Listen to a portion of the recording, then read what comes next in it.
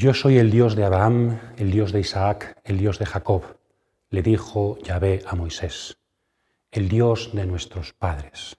Somos hijos, por eso hemos recibido de los patriarcas, de los padres, la fe. Vamos hoy a profundizar en este rincón de la palabra sobre los patriarcas que nos queda por reflexionar. Hemos visto a Abraham, ahora veamos también algo sobre Jacob y sobre Isaac, los tres grandes patriarcas de la historia bíblica. Bienvenidos aquellos que estáis cautivados por la palabra.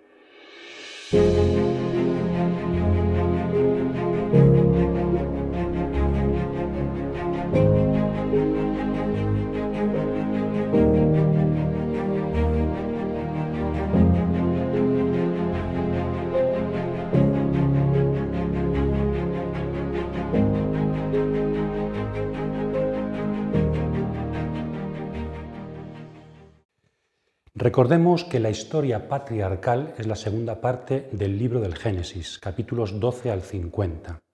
Esta historia patriarcal, en el redactor final, el que recopiló todos los elementos, está dividida en 5 secciones. En hebreo se llaman 5 toledot, que se puede traducir como 5 generaciones o 5 historias. Entonces podemos ir repasando esas historias, ¿no? La historia o los descendientes de Terach, que es el padre de Abraham, comienza en 11:27. Después, los descendientes de Ismael, el primer hijo de la esclava de Abraham. Historia de Isaac, descendientes de Esaú, el hermano de Jacob, e historia de Jacob. Son las 5 historias introducidas con estos nombres. Resulta que luego uno se pone a leer y el título Historia de Terach introduce el relato de la historia de Abraham, su hijo. Es decir, parece que el título del padre da paso a la historia del hijo, como que la gran historia del padre se relata en su hijo, él es su fruto. La historia de Ismael y la historia de Esaú, los miembros pares de este quinteto, realmente solamente son un conjunto es una genealogía, un conjunto de descendientes, no hay ninguna historia. Son las líneas colaterales. Ismael es el hermano no elegido de Isaac y Esaú es el hermano no elegido de Jacob. Por tanto, el segundo y el cuarto miembro son mucho más breves y también no hay historias y son de los miembros no elegidos, líneas colaterales. El título Historia de Isaac introduce un gran relato que es la historia realmente de su hijo Jacob o de las relaciones difíciles, fraternas, entre Jacob y su hermano Esaú. Pero el protagonista principal es Jacob, aquel que suplantó a Esaú. Y después la historia de Jacob, uno sigue leyendo y se nos cuenta realmente la historia de sus 12 hijos, centrada sobre todo en José. Es la historia de José. Por tanto, aquí tenemos el esquema general del libro del Génesis, segunda parte. Realmente entonces se nos cuentan 3 historias. La historia de Abraham, la historia de Jacob y la historia de José. Llama la atención varias cosas. Ya hemos dicho la relación entre el título y el contenido. Llama la atención que realmente no existe ninguna historia de Isaac. Isaac no tiene un relato propio en el Génesis, sino que está insertado en la historia de su hijo Jacob y en la historia de su padre Abraham. Y también llama la atención que uno que ya no es patriarca, sino de las 12 tribus de Israel, se le dedique tanto espacio.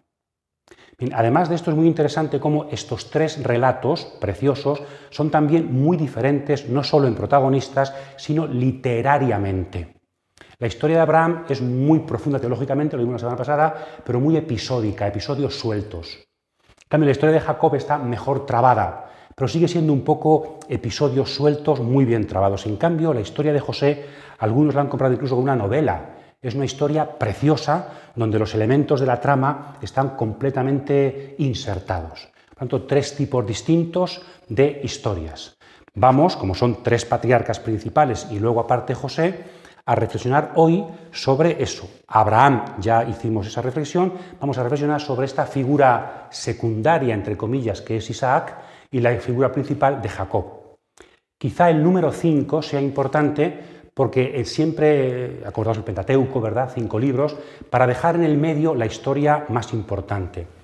Realmente creo que el patriarca más importante para la historia bíblica es Jacob, aunque luego Abraham ha tenido una... ¿Por qué? Porque seguramente en la época en la que esto fue escrito, recopilado, Jacob representa muy bien al pueblo de Israel. De hecho, Israel es el segundo nombre del patriarca Jacob.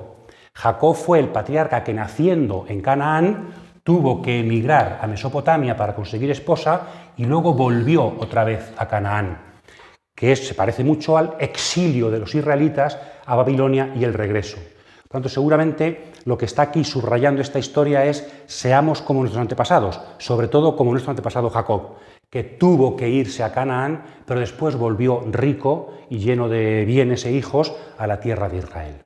Por tanto, un clan familiar precioso para subrayar tres historias, dentro de la cual en la que más se insiste es en ese relato de viaje de Jacob y sus relaciones con su hermano Esaú.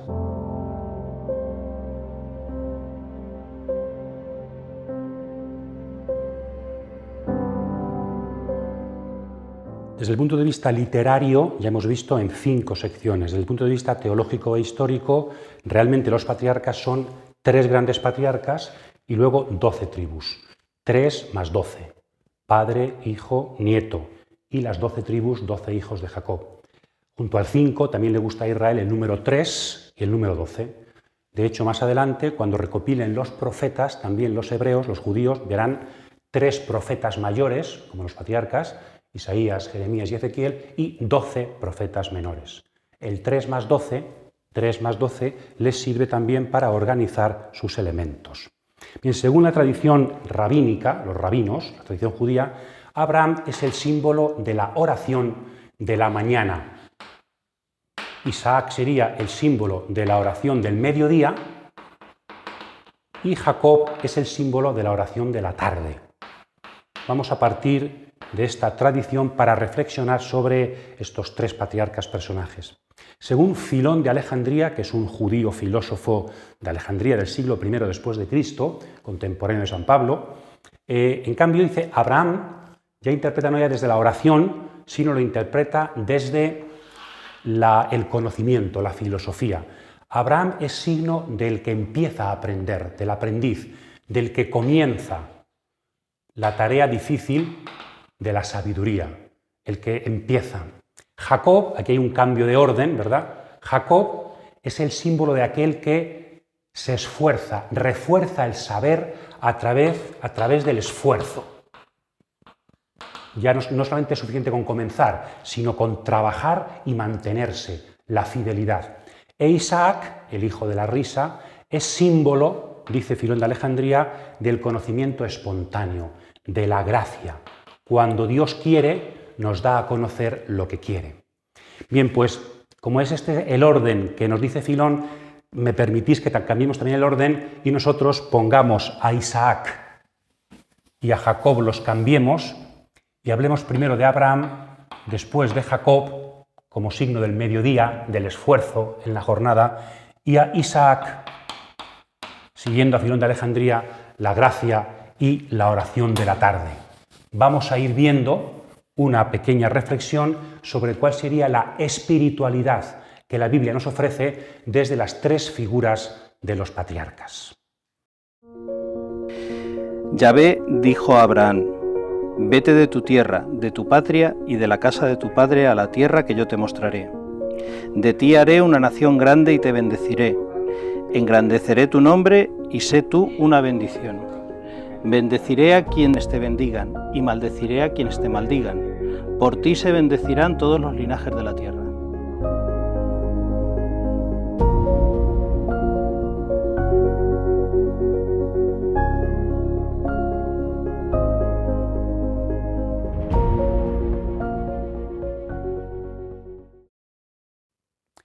¿Qué es la espiritualidad?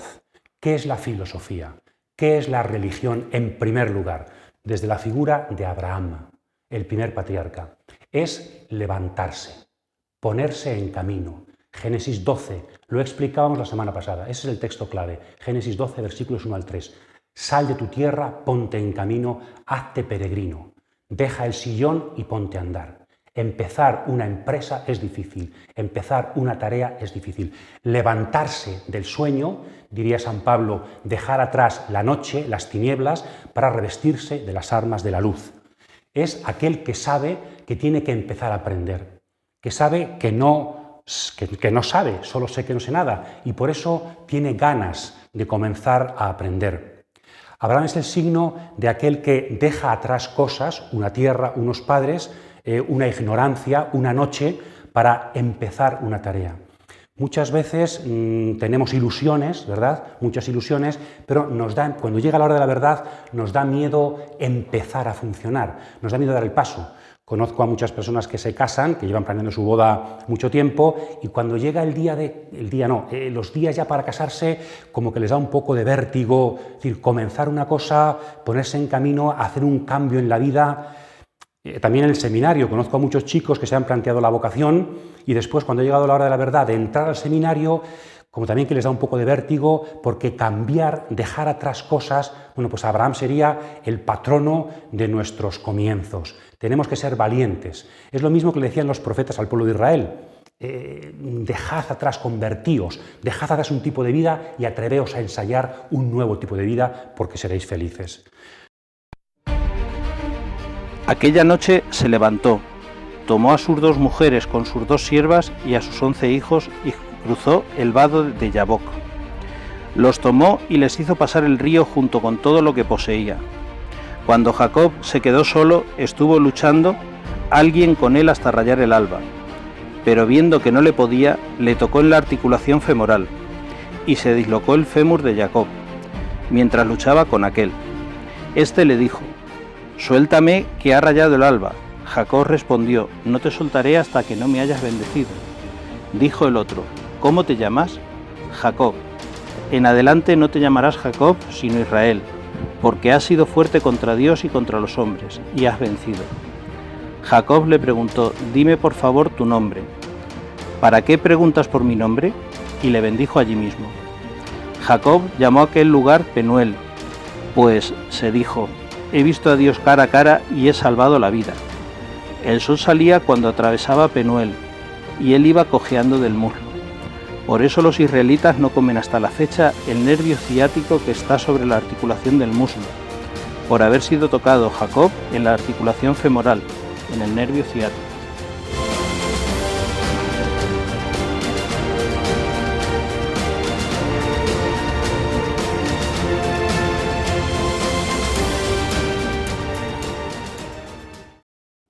Vayamos con la segunda dimensión de la espiritualidad, de la oración, de la religiosidad, de la vida, de la filosofía, que significa Jacob, símbolo, con ese cambio que hemos hecho, de la oración del mediodía, símbolo para Filón de Alejandría de aquel que refuerza el saber a través del trabajo, a través del esfuerzo.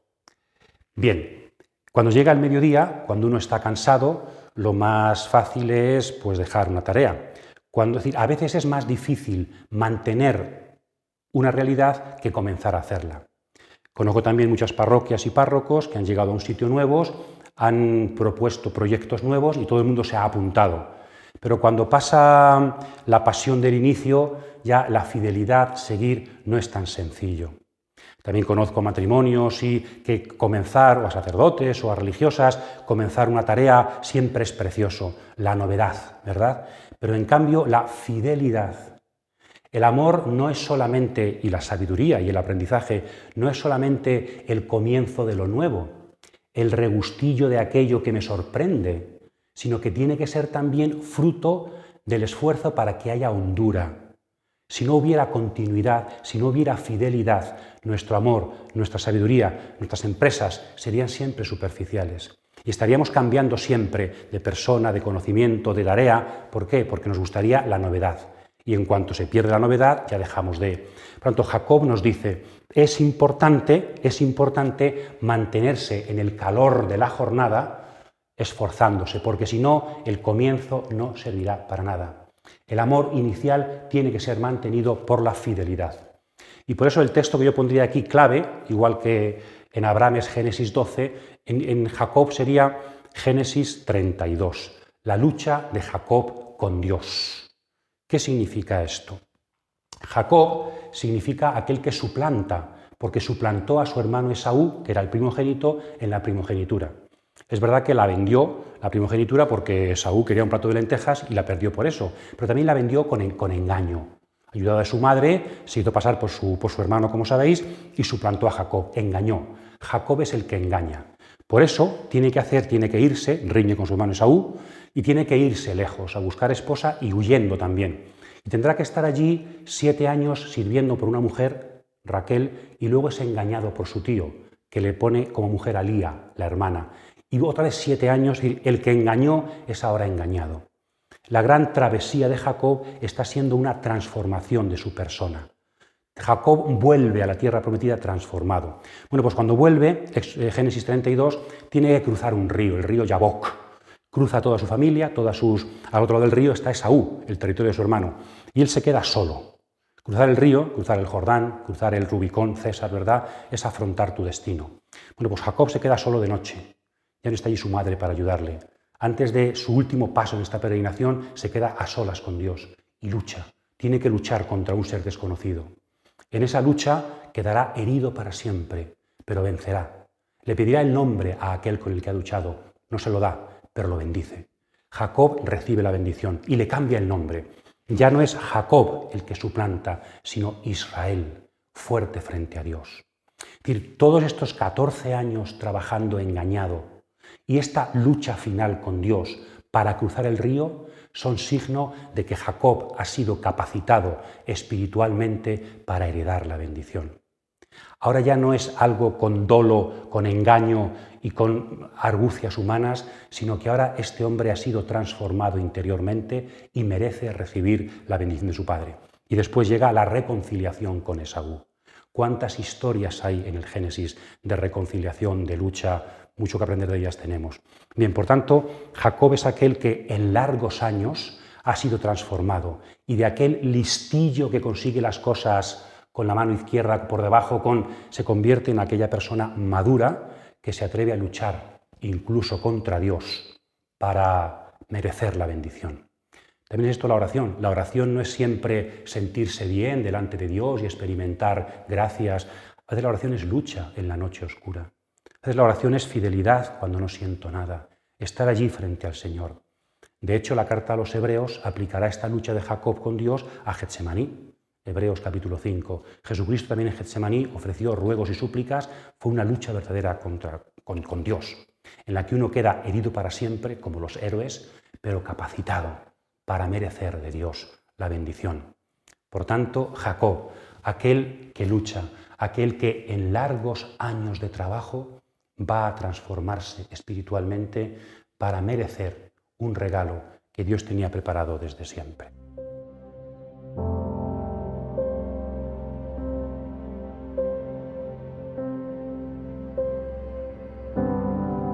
En esto Jacob se parece o es anticipo de lo que después le pasará al pueblo de Israel, como espero en futuras reflexiones haremos cuando vayamos al Éxodo en el futuro.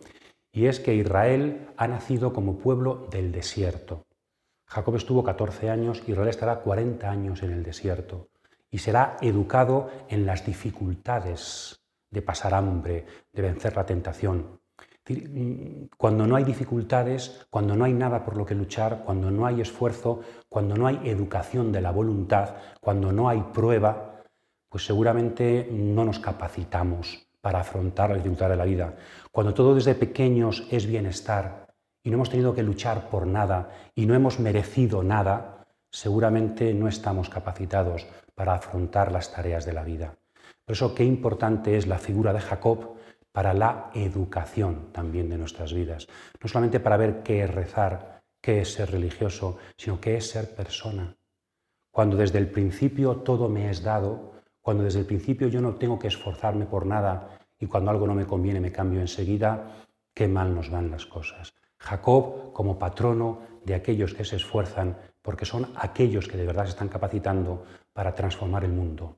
El futuro es de aquellos que a mediodía, en el sudor y el calor de la jornada, siguen esforzándose y siguen luchando para mantener fiel aquello que iniciaron.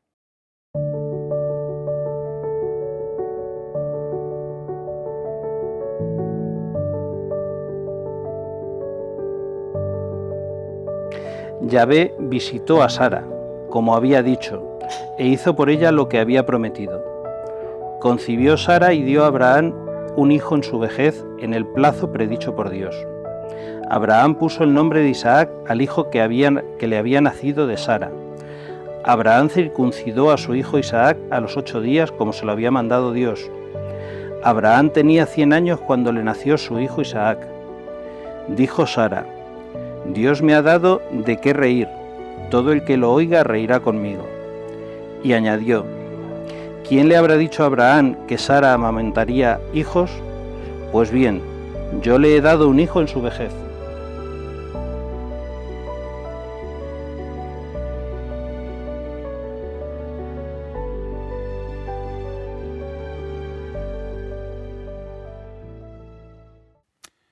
Vamos ahora con la espiritualidad de Isaac.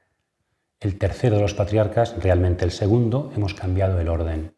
Isaac como signo de la oración de la tarde. Isaac como signo del conocimiento espontáneo. Isaac como signo de la gracia. La vida es comenzar cosas. La vida es esforzarse, continuar, fidelidad, voluntad. Pero la vida es también regalo, gracia. Bien, digamos algunos elementos de la historia de Isaac que apuntan a esta dimensión gratuita, graciosa de su espiritualidad. Su nombre significa risa, ¿verdad? Y aunque en su origen la risa fue una risa irónica de Sara, que no creía que pudiera ella quedarse embarazada, pero la tradición siempre lo ha unido con la sonrisa. La vida es sonrisa, la vida es felicidad. Y la mayor felicidad brota cuando algo nos sorprende, cuando nos regalan. La mayor felicidad la da Dios cuando irrumpe en nuestras vidas. Por tanto, Isaac, el hijo de la risa, es el hijo de la gracia de Dios, signo de su cercanía en nuestras vidas que las llena de alegría. No hay mayor alegría que recibir amor cuando no lo esperamos, cuando no lo merecemos. Cuando una cosa la recibimos como premio, nos da mucha alegría, merezco esto. Pero es mucha mayor la alegría cuando algo lo recibo no como premio, sino como regalo de alguien que me ama por amor. Luego también Isaac, además de ser el hijo de la risa, siempre se ha subrayado en la tradición judía que es el único patriarca que nunca salió de la tierra prometida. Abraham vino de Ur de los Caldeos hacia Canaán, luego tuvo que bajar a Egipto por hambre y volvió. Jacob, que nació en la tierra prometida, tuvo, como he dicho antes, que emigrar a Mesopotamia y después de 14 años trabajando, volvió. Pero en cambio, Isaac nació en la tierra prometida, murió en la tierra prometida. No viajó nunca a Mesopotamia, ni viajó nunca a Egipto. Es más, su mujer, que es de Mesopotamia, fue un esclavo, un criado suyo a por ella. Isaac ni siquiera salió fuera a casa de sus antepasados a por su mujer, se la trajo un siervo.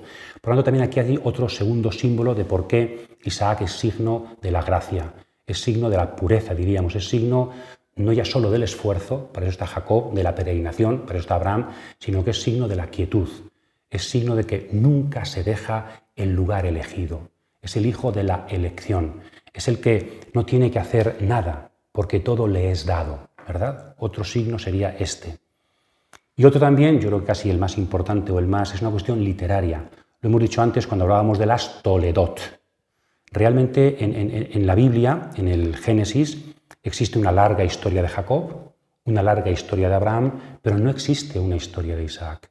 De hecho, todos los episodios de la vida de Isaac, todos tienen que ver o con su padre Abraham, protagonista, aunque salga Isaac es su padre, o es su hijo Jacob y Esaú. Hay solamente un texto, cuando está en Gerar, pero que es un calco también de un texto de Abraham. Por lo tanto, en Isaac diríamos, nunca es protagonista de nada, no tiene su propia historia. Su vida está en función de la historia de otros. Es más, el texto que yo elegiría para este patriarca, para esta espiritualidad, sería Génesis 22, que ya explicamos, el sacrificio de Isaac. Pero ya vimos que el sacrificio de Isaac no es el sacrificio de Isaac, el hijo, sino el sacrificio de Abraham. Quien realmente se sacrifica y es probado en el monte Moria no es el hijo que acepta, sino que es el padre que se desprende del hijo. Por tanto, hasta en su sacrificio el protagonista es otro. ¿No es en esto también Isaac un anticipo de Jesús de Nazaret? ¿No es también Jesús de Nazaret el ofrecido? ¿No es también Jesús de Nazaret, el Verbo encarnado, el signo de la gracia? Todo nos es dado de parte de Dios. ¿No es Jesús de Nazaret, sobre todo en San Juan, aparece como aquel cuyo protagonismo está siempre supeditado al protagonismo del Padre? Yo no hago nada por mi cuenta, solamente hago lo que el Padre me hace hacer, las obras del Padre. Yo no digo nada por mi cuenta, dice Jesús, solamente lo que el Padre me dice. Jesús es el Hijo, como Isaac. El protagonista de la vida de Jesús es el Padre, como en Isaac. ¿No podríamos también aplicar esto a nuestras propias historias? No estamos llenos en la Iglesia y fuera de la Iglesia, pero también en la Iglesia, de deseos de protagonismo. Cuando vemos una película, no me identifico siempre con el protagonista. Nadie quiere ser actor secundario. Y en cambio, seguramente la clave de la historia está en los actores secundarios. De hecho, con respecto al Padre, Jesús el Salvador es un actor secundario. Isaac, respecto a Abraham y a Jacob, es un actor secundario. ¿Qué significa la gracia? No significa recibir más gracias que nadie. La gracia significa la pequeñez, la falta de protagonismo, hacer posible el protagonismo de otros. Eso es la gracia, y eso es la vida, y eso es la fe, y eso es la oración. ¿Cuántas veces la oración se convierte en yo rezar por otros? En que en mi oración también yo voy aprendiendo que el otro existe, y por tanto tengo que convertirme para dejar al otro ser otro y para amar. La oración siempre produce pequeñez. La oración siempre produce humildad. La oración siempre es derramamiento de gracia. Y por eso hay mucha alegría cuando yo me siento bien, pero hay mayor alegría cuando yo descubro que el otro es feliz. Este es el signo de Isaac. Por eso es el signo de la oración de la tarde. A la hora de la brisa, dice Génesis capítulo 3, se paseaba Yahvé por el jardín para hablar con Adán y Eva. La hora de la brisa es la hora de la amistad con Dios, es la hora de la conversación, es la hora de la gracia. Pues que también Isaac sea patrono de esta dimensión fundamental de nuestra filosofía, de nuestros conocimientos, de nuestra religiosidad, de nuestra oración y de nuestras relaciones humanas. Sin gracia, sin la irrupción del otro que yo no merezco, sin la irrupción de Dios en la historia que nadie merecemos, no sería posible el aprendizaje, ni la oración, ni el amor. Por tanto, comenzar todo, atrevernos a iniciar caminos, Abraham. Esforzarnos fielmente en la lucha, en el esfuerzo, Jacob. Y dejar que irrumpa la gracia, el regalo, el Dios trascendente, Isaac. Tres componentes fundamentales de nuestra espiritualidad que hemos recibido de los patriarcas bíblicos.